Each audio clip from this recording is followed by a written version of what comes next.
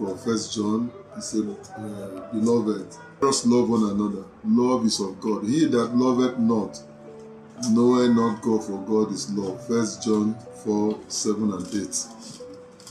God is love, and we are expected to love one another.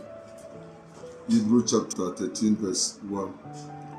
God expects us to love one another. Like I said, what is love? It's an affection, a feeling that entails kindness, entails affection, strong affection, a feeling to belong to a person in an honorable and lovely way. If we have anything to put it that way.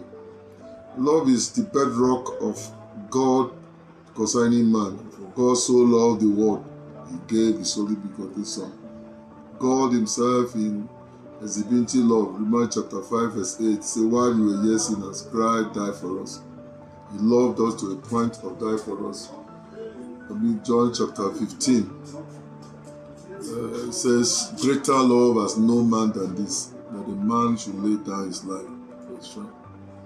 So the whole Bible is centered on love, God's love for man, and God expects man to love him. He said, oh, hear, O Israel, fear God, love him with all your heart, with all your mind, with all your soul.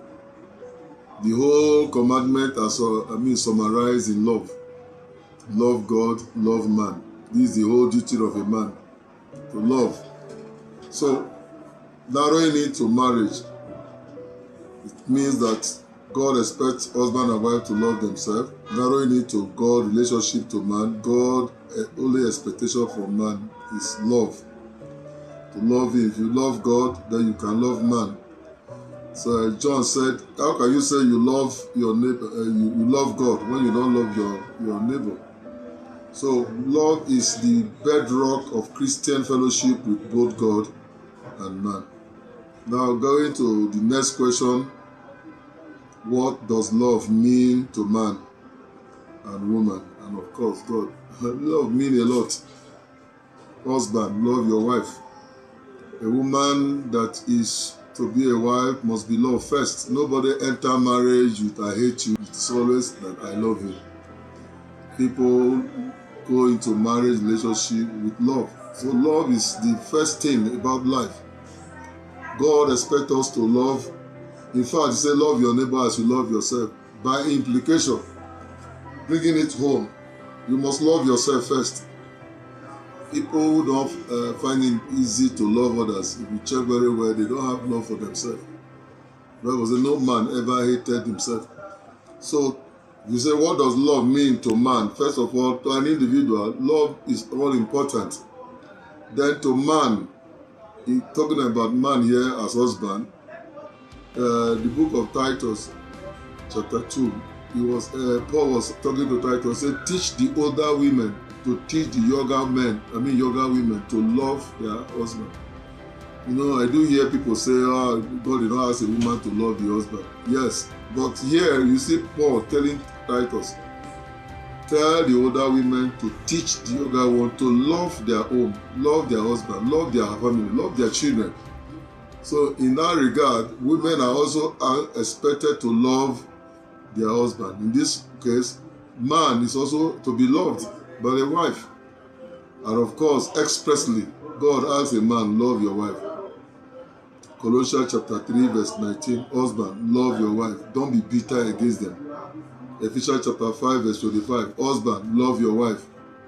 1 Peter chapter 3 verse 7, husband, love your wife.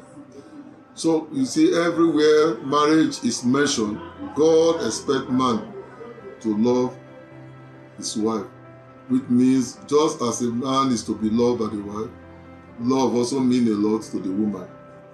And of course, what does it mean to God? God is the author of love. Himself is love. We are asked to love God with all our being.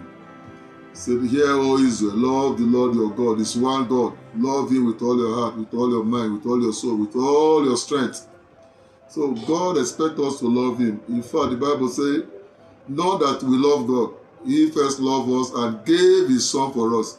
So our loving God is to a kind of recompense the love that God has for us. So in summary to that question, what does love mean? God, be to God, to man, to woman. Love means all in all. Love means all that we need to do. Somebody say that you can give without loving, but you cannot love without giving. In fact, giving without loving has no reward. So it is expected that everything we are to do towards man and towards God and towards ourselves should be done out of love.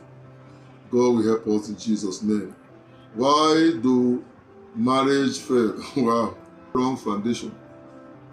Wrong foundation. Say a house that is built on the sand. That is Matthew chapter 7, from verse 24. Any wise man build his house on a rock. He said the rain comes, the wind blows, the storm comes, the house remains. But the house that is built on the sand, on the sandy soil, will not stand. So marriages fail when there is wrong foundation. You just see a woman on the road, you didn't pay the bride price, you carry her, start living together, you say it's your wife, start giving birth to children. That's wrong foundation. Wrong foundation can just be, oh, she's a daughter of a so person, Dangote daughter. You didn't pray, you didn't seek the will of God. Wrong foundation. Wrong foundation can also mean different religion. You expect your wife to be from another religion and practice your own. Wrong foundation. The Bible says that light and darkness cannot work together. If you must marry a person of your religion, person that you can understand, person that can practice the same faith with you, and you give birth to children that will have the same faith together. So wrong foundation can also be without understanding what marriage is, and you just enter into it. When you marry without knowing what marriage is, like we talk about 5 reasons for marriage. It's for helpmeet, for fellowship, for procreation. If you just go into marriage and you're not ready to find out the purpose of marriage, marriages fail when you allow intruders. When you allow intruders, for example, third party. When we allow our marriage to be controlled by wrong friends, not even good friends, family members, when you allow your marriage to be controlled by outsiders, third party, then you expect that marriage will crash.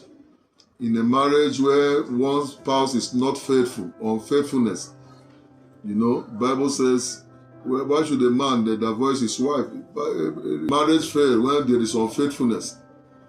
Like somebody was talking today, you hide and send money to your father, hide and send money to your person, and your husband is not aware, your wife is not aware. When people are working in destructive manner, marriage must fail. In fact, Bible says the two cannot work together except there is agreement. Marriage fails when there is no agreement. Marriage fails when it is not built on the plan of God and purpose of God.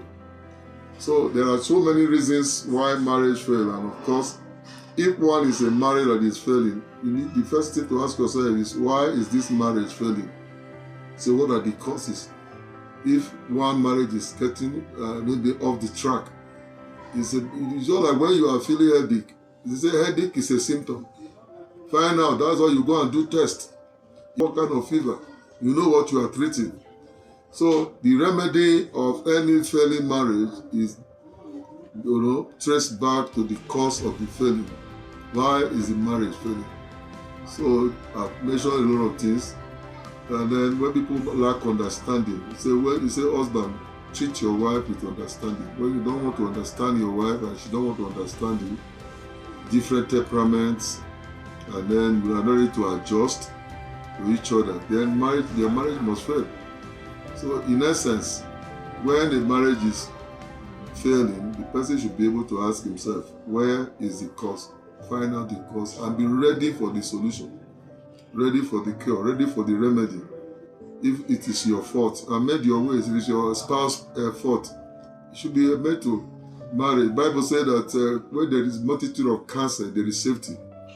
So to have remedy, you have to seek counsel, seek God first, seek counselors, people that are, some of us who are given to that ability to train, to treat marriage.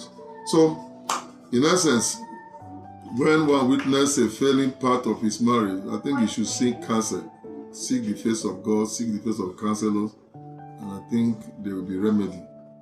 When there is a remedy, if it is on your part, maybe to say sorry to your spouse or whatever, be ready to carry it out. And God desires to see marriage work. By nature, Bible said that marriage is honorable. Like the last message I preached in one of the weddings. Say marriage is honorable. Don't make your own horrible. God will help us.